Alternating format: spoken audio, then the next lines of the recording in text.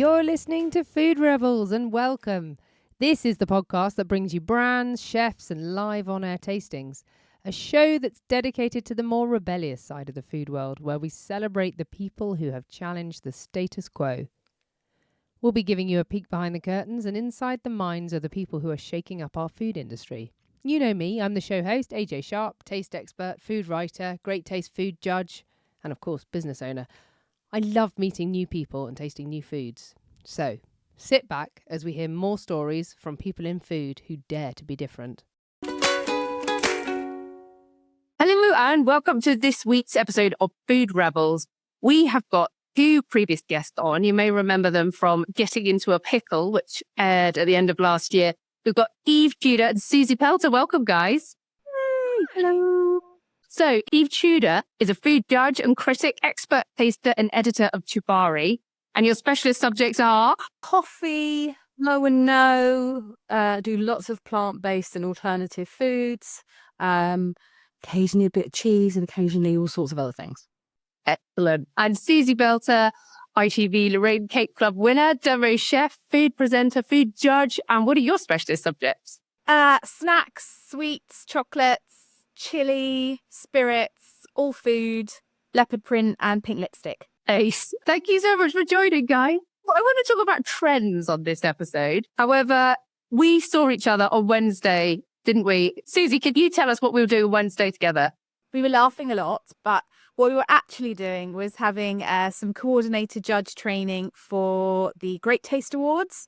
Judging season starts soon, so we were learning all about coffee tasting and chocolate tasting. It's a very hard job, but we did very well. So It was a lot of tasting that day. It was a lot of tasting, wasn't it? I think on the chocolate one, was there something like 20 different cubes of chocolate on a big grid of paper? It definitely felt like there were 20 pieces of chocolate. Which is funny because I just thought, I'll just eat them all. I did not. I did not. But it was really interesting. We were taken on quite a journey of quality and flavours. But yeah, it was really interesting. And it was quite paced as well. But a lot of things going on in my mouth. there were a couple that were really, really bad as well. And they were supposed to be. It was supposed to show us kind of how chocolate can not be great. But I mean, we all needed tissues to spit things out into. Yes. Yeah. Yes. I had an incident. But, You did. we all did. Not I think I may have embarrassed myself somewhat. It was really interesting. It was interesting eating the bad stuff next to the good stuff as well. Particularly at the beginning, there was quite a few that we were kind of taken through a very strange journey. Yeah, he was giving us extremes, wasn't he? Yeah.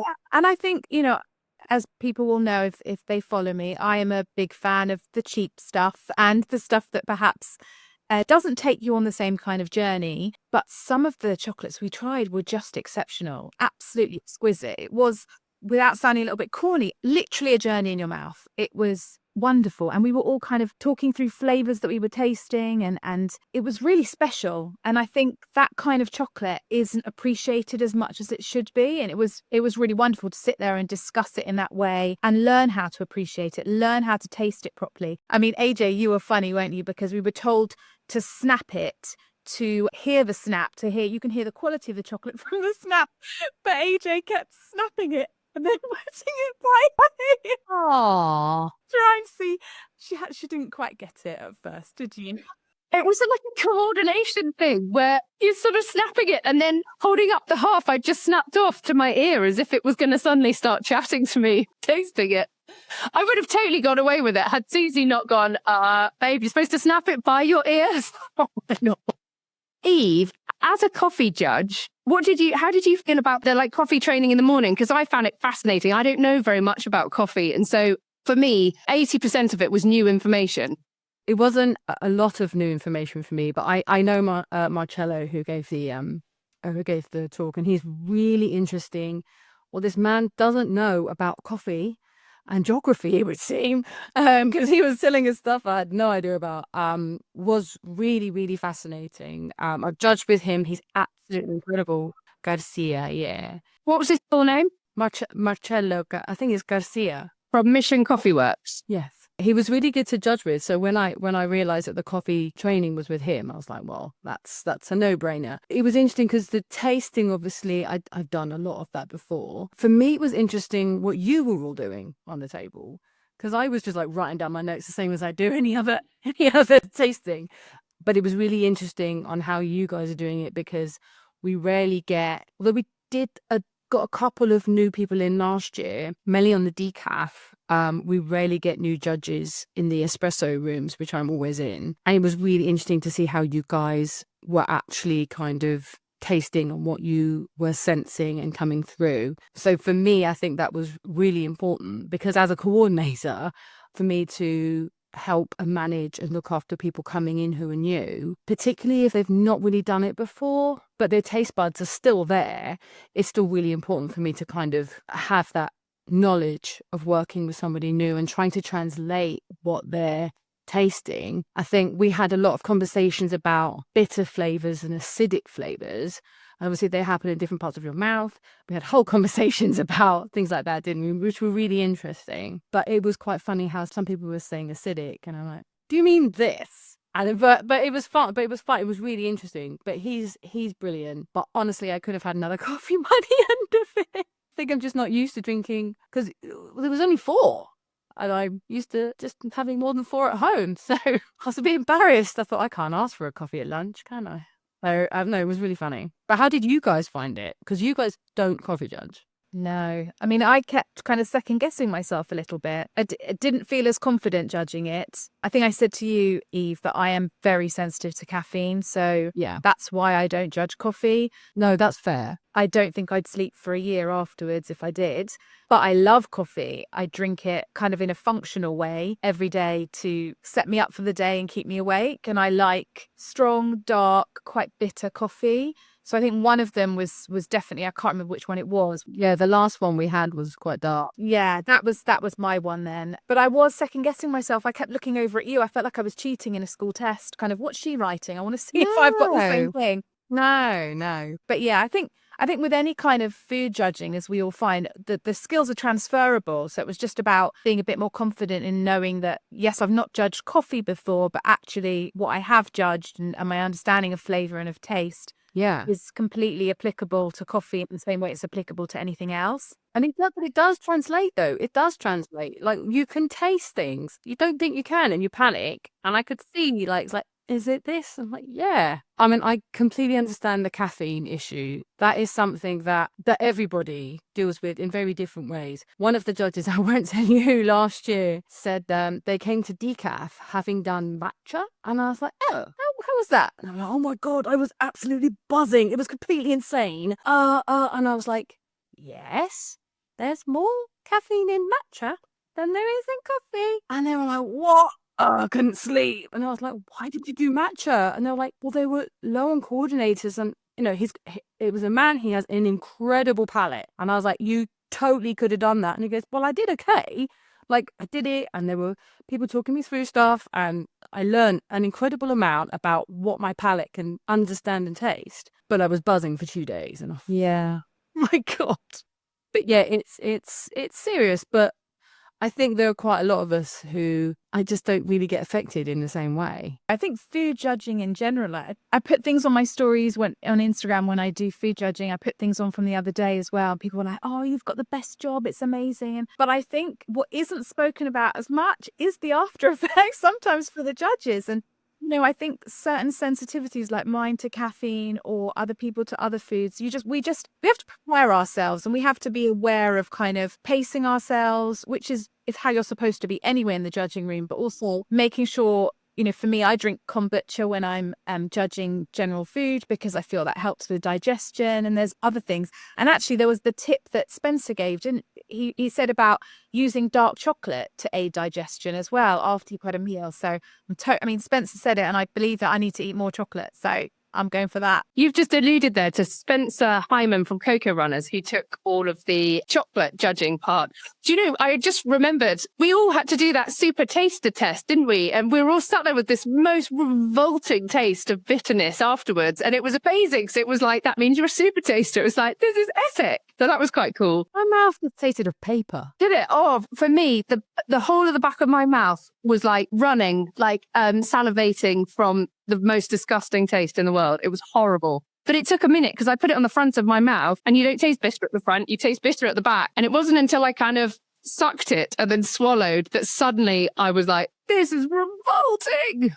Spencer was talking a lot about UFP in chocolate, wasn't he? Of the different ingredients that he used and how that massively affect the quality of the chocolate. How did you guys take that? I mean, a lot of that was, I think, was quite upsetting. A lot of the stuff that kind of because he got a little bit political, didn't he, about certain things, which was quite sad, and I didn't realise. And so me having a lovely dairy milk, not the best, but I do like dairy milk. But no, it was really interesting, the stuff he kind of brought up about where things come from and how people hide where they get their sugars from or get their cocoa beans from, or how that kind of comes about. And certain companies do certain things, and certain flavour will come from here and certain flavour will come from there, and they're adding this. And who was it? Someone was adding sugar to their milk to make certain things sweeter and taste different, and because they can hide things, it's just ridiculous. I mean, we were sitting with Sarah, the honey sommelier, Yeah. and a lot of what Spencer was talking about in terms of the chocolate industry, she was nodding along, and in fact about coffee as well, and she was nodding along about honey. And I think, we're very fortunate. We judge food and we know a wide variety of food, but as we have said before in our previous episode, we are not food snobs, and we are equally happy having the dairy milks or McDonald's as well. And I absolutely appreciated and took on board what Spencer was saying. I think I felt a little conflicted because obviously a lot of the stuff that I do is with perhaps some brands that he doesn't approve of, or certainly it's a different experience. I guess as a consumer, it's about understanding that the chocolate that you buy in the shops is not the same as craft chocolate, and the experience that you get in terms of flavour and in terms of what you're buying and where it's come from, and the love and the care and the attention and the journey that's gone into that product is entirely different from the stuff you buy in the supermarkets. And I think there is obviously a market for both, but it's about marketing, and perhaps the marketing of, well, definitely the marketing for some of the more popular brands is a touch misleading and inaccurate. And I don't think all consumers are aware of that. But that could run across the board with everything though, couldn't it? Well, that's it. It's the ultra processed debate. Yeah, but it's also the problem with, I think we're in really unique situations where we are very much consumers of all sorts of things. We're able to buy high-end, incredible coffee or chocolate or whatever, but also a dairy milk. I mean, no, I don't go to Starbucks or any of those horrendous places, but they're very much in our wheelhouse. And to be fair, I do need to know how those disgusting things taste, just so that I almost stay with my finger like on what's actually happening in the real world.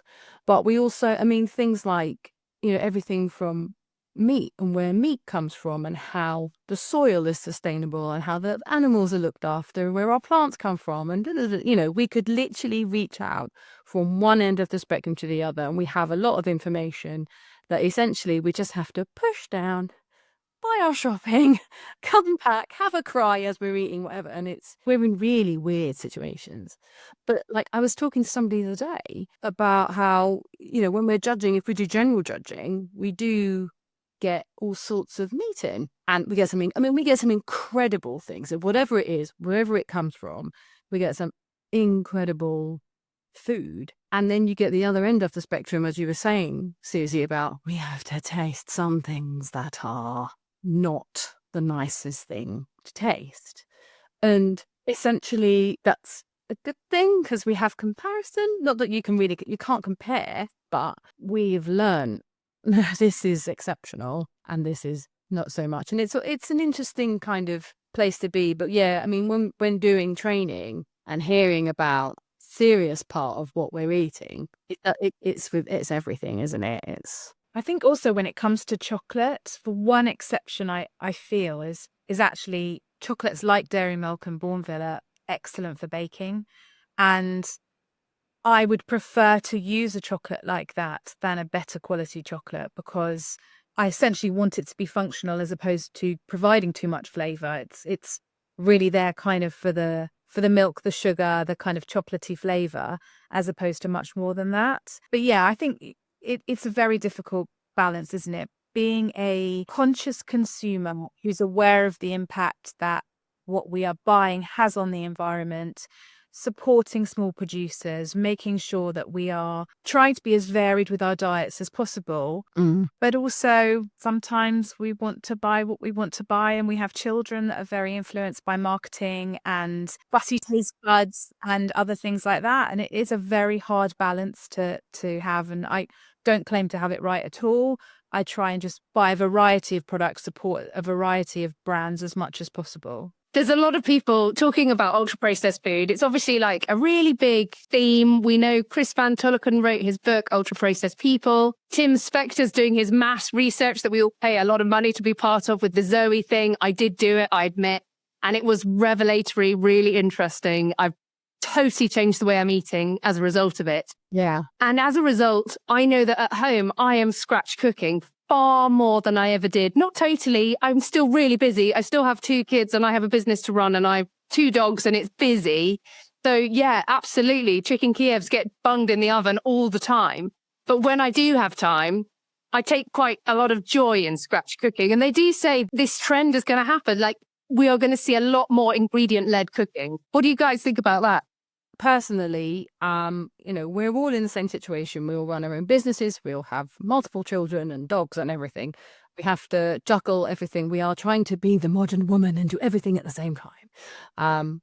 I love cooking. I love taking time over cooking. I try and be as careful as I can as what I'm putting into all of our bodies. Yeah, I mean, I'm the same. Sometimes nuggets are on the table. There's a pizza. Like, it's just not physically possible for us to lead every single day making everything from scratch. I mean, one thing that I'm going to be honest, I quite like is like I buy pre-made herbs. Like, there's multiple herbs in one jar. There's certain things that I buy and I'll stick it over chicken, stick it over something, and it tastes bloody amazing. They're really good. Everyone's like, oh, this is really nice, Mum. Like, you've made them from scratch. And I'm like, literally, it's just chicken with a pot. And, and that works. And some days it's that, and some days it's plastic food and chips. Yeah. I think we're all kind of in the same boat, but unless people have more time, I think over COVID, I think we have more time to cook and think about our food and, we've got days to make sourdough and blah, blah, blah. Haven't those days gone? Yeah. But we started running back to running continuously. I mean, Suzy, you're full pelt, aren't you? You're a human taxi service and a chef. No, I am, and I'm very much about quick meals as much as possible. I used to put all my meals on Instagram during COVID. It was my favorite time in terms of family time, not taking away from the awfulness of COVID, but for our family, it was the first time in years, because of outside school activities, that we had a chance to actually sit down and eat. And I was cooking from scratch pretty much every single day. And the minute real life started again, it became virtually impossible. And I guess, as I said, I'm the same as you guys. I have a balance between the chicken nuggets are definitely on the table at times, and so are pizzas and all the other things, but I will try and cook from scratch as well.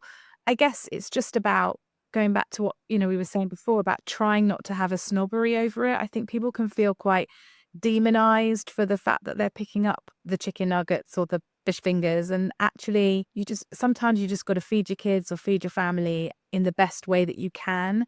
And so it's, as with anything, it is balance, isn't it? If you're having that the whole time, then it's not great for you, but there can be a balance and it can be part of your diet. And I'm always a little bit skeptical about the advice that comes in, because whilst I agree it's great advice, it has to fit into everybody's lives as well and be practical. And we know as busy mums that we try and make as informed decisions as possible when we're shopping and when we're cooking. But we also sometimes have kids that just need to eat and need to eat quickly. And we just have to do what we can do.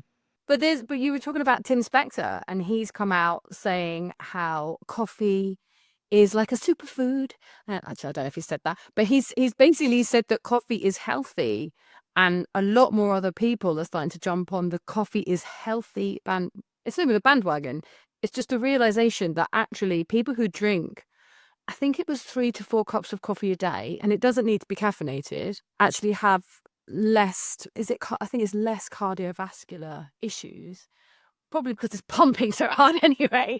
But yeah, there's certain things that run throughout the longevity of our lives because actually it's really good for you. And it's not the caffeine, it's the coffee bean. Coffee's really good for you.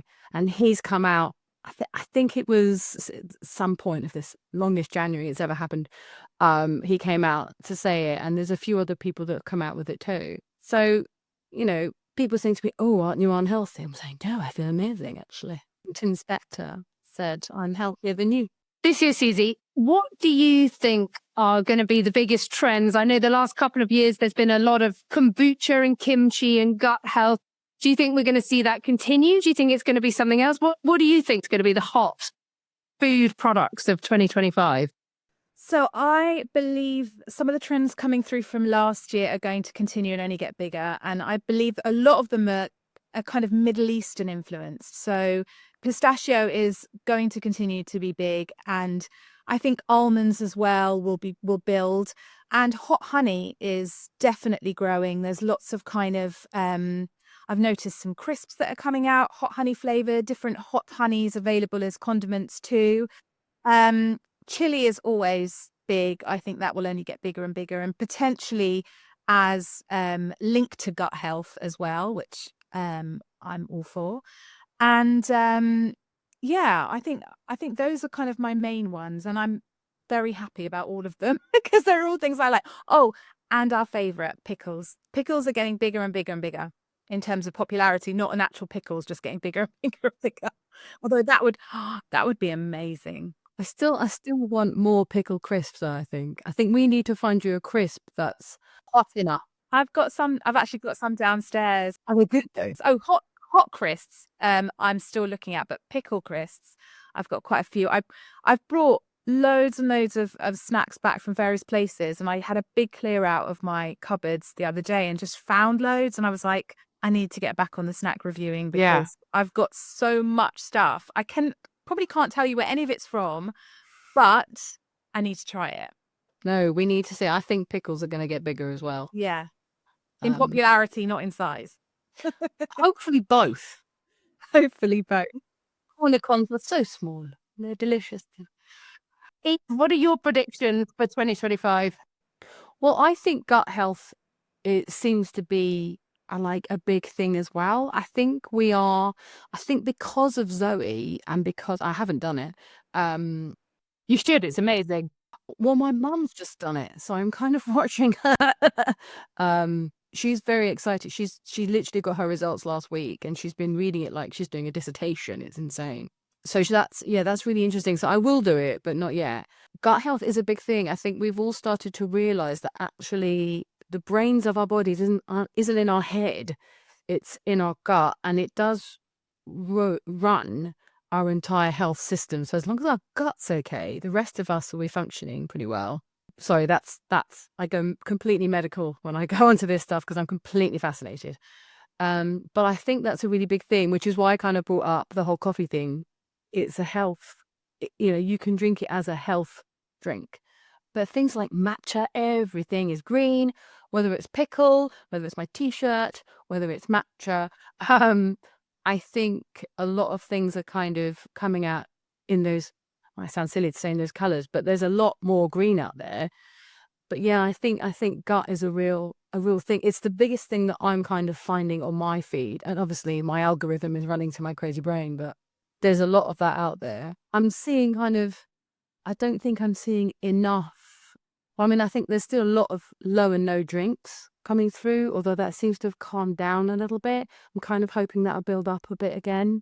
I'm seeing a lot less alcohol, which is weird. Yeah, but there's non-alcoholic alternatives that give you a buzz, like what was the one I saw the other day? Impossible, which is like a beer with a buzz, and 3 spirits, Yeah. which is there's 3 different spirits, and one kind of perks you up at the beginning of the night. I think it's called Live. One that's social, you kind of drink it all night, and then I can't remember. The last one's called something like Nightcap, and it's got, Oh. so there's adaptogens and nootropics being, I think adaptogens are meant to relax you and calm you, Yeah. whereas nootropics are things like caffeine or lion's mane that are supposed to perk you up and be quite stimulating, Yeah. and how we're all looking at this functional benefit. Yeah. So lion's mane is absolutely everywhere. Yeah. To the point I've actually bought into it somewhat. But I think, as you were saying about kombucha, there's a company called Hip Pop, I think, and they make a really lovely kombucha, but they have some with CBD in it, Yes. and that's delicious. Like, I've completely bought into this, and the sleep I have after I've had it of an evening is delicious. It's absolutely wonderful. But also things like Trip that have CBD as well. they have CBDs in them, but they're also much higher in magnesium.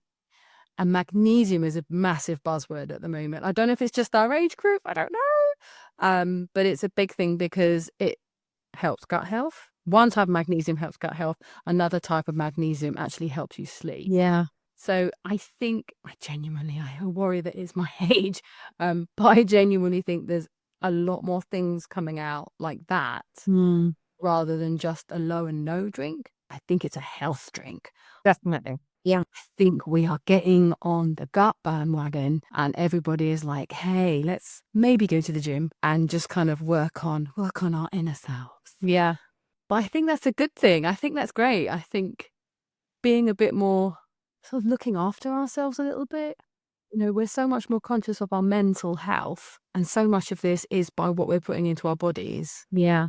That's my trend. It's not necessarily a specific food, but I do think it's kind of a health kick, a mental health kick. I completely agree with you.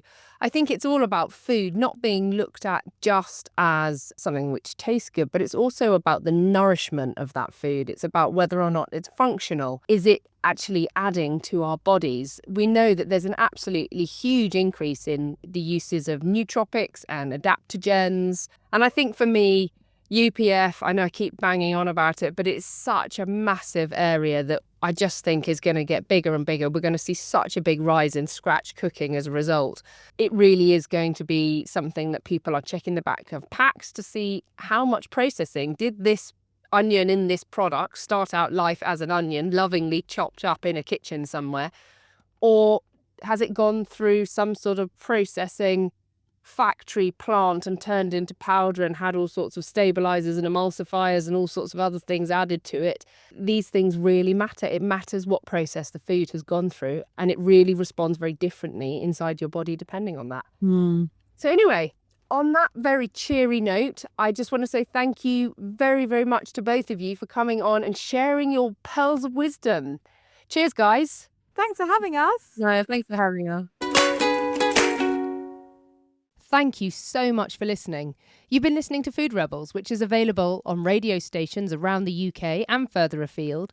You can also listen on Apple Podcasts, Spotify and Audible. Please remember to subscribe and rate us with 5 stars or follow us. It makes such a difference, not just to our podcast and radio show, but it really helps to support the guests that come on the show with us. We're also on Instagram at food_rebels. So give us a follow, do get in touch. We love hearing from you and let us know what you think. Thanks so much for joining us, and make sure you taste the rebellion.